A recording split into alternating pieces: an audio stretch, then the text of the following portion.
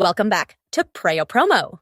In today's video, I'm going to show you how to connect your Facebook account with Instagram using the Meta Accounts Center.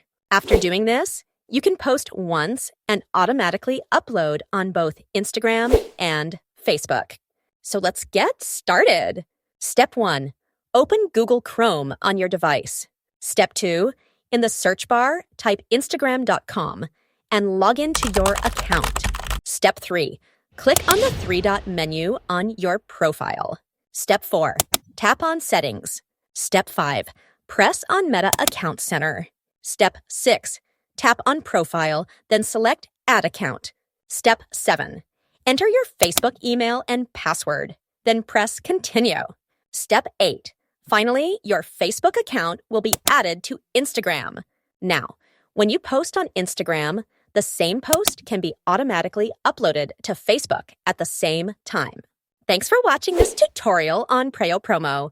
If you found it helpful, don't forget to like, comment, and subscribe for more simple and professional tech guides.